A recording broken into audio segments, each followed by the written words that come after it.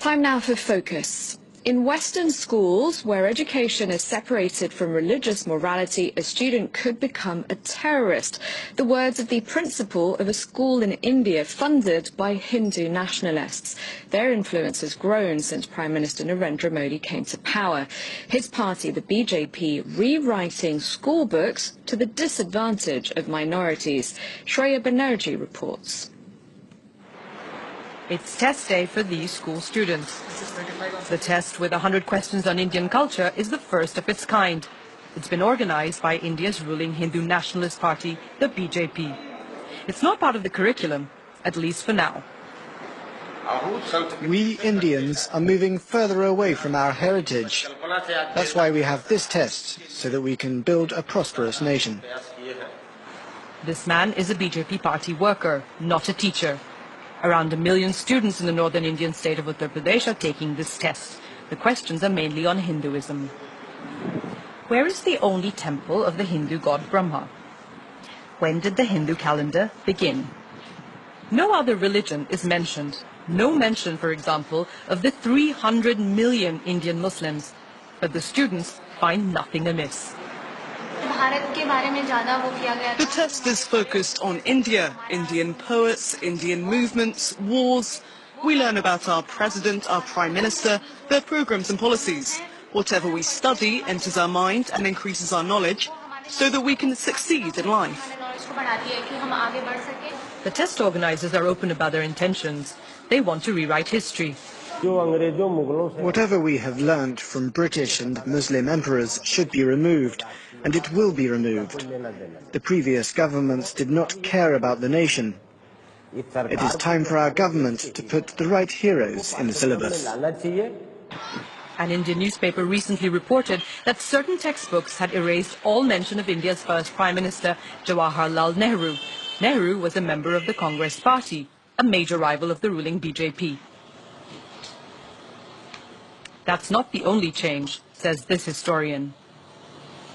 Their purpose of coming to power is not power itself, but power to be used for an ideological end, to make India into a Hindu Rashtra. They successfully changed a very large number of history and other social science textbooks. It is a very distorted vision of the past, a wrong vision of the past, a wrong understanding of the past, which they are trying to impose on the present. The education system is a very important means of changing the mindset of society, particularly the young. RSS has always tried to catch them young. The RSS was founded in the 1930s in India. The Hindu paramilitary organization is very vocal about its anti-minority stance. And the Indian Prime Minister Narendra Modi is one of its members. The group is looking to erase centuries of Muslim presence in India. Symbols of that time are still very visible in the country. This is a school fully funded by the Hindu nationalists. The RSS says there are at least 12,000 of these in India, with 3.5 million students. Every morning, the children begin their day with a prayer.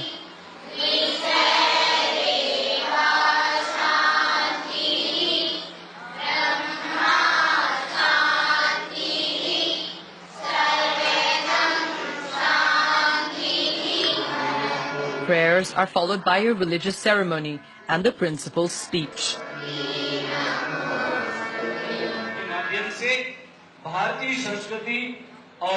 The students do the same exercises every day.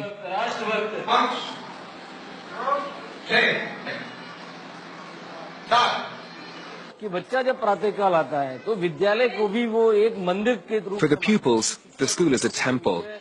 The sacred texts of Mahabharata, Gita and Ramayana are the basis of their education. In Western schools, where education is separated from religious morality, a student could become a terrorist.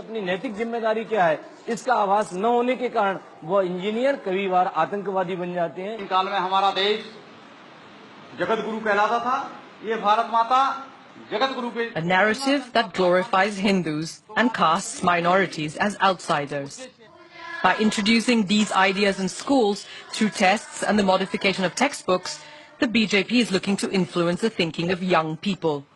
Almost half of India's population is under the age of 25.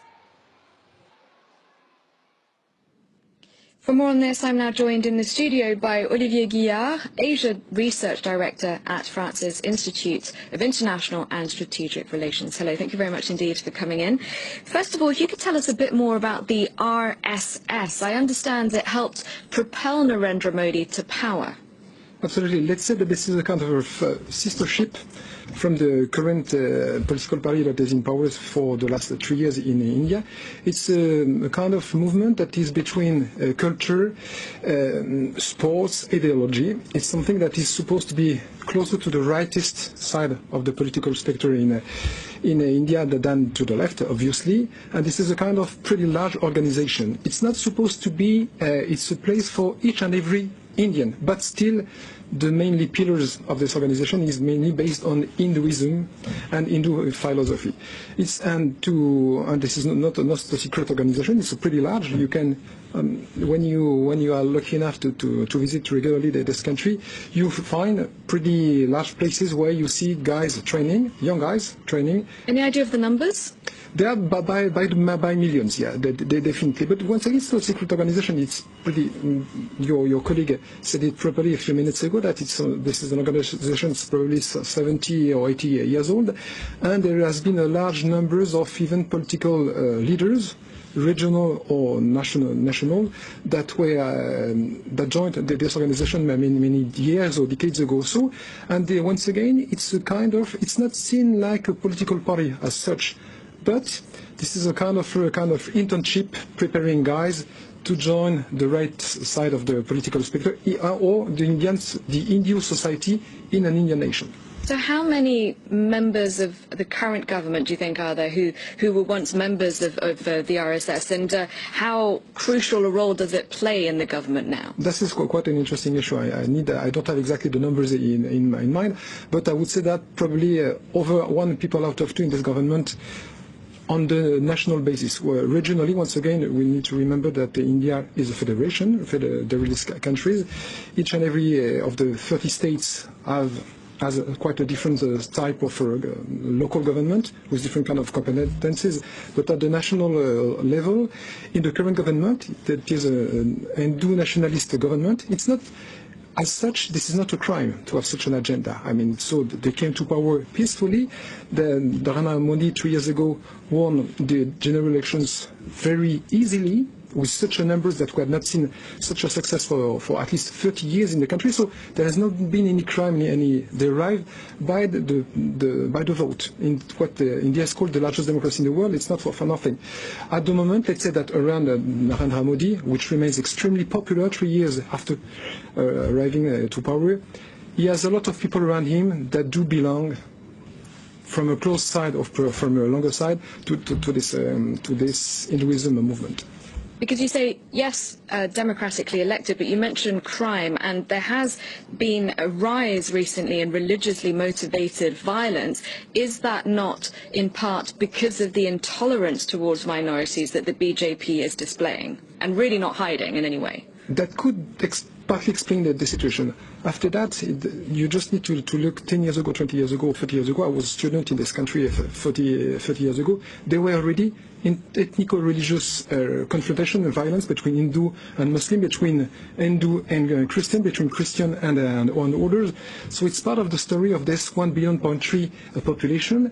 And to be really frank, there has not been the numbers that have not been multiplied by 2, 3, or 6. No, there is a sort of slight trend to see more ethno-religious violence. It's not about crime, it's about confrontations. But once again, it's part of the story of the modern India.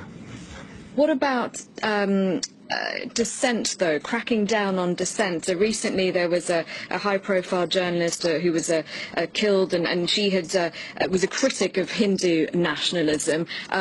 Is that not something that is peculiar to recent times and the atmosphere at the moment in India? I don't believe so. I mean, if this is based only on one fact, it's not enough. It's not a scientific perspective. Just think about something. Mahatma Gandhi, the philosopher behind the modern vision of India, was killed by an Hindu fundamentalist. So it was 70 years ago.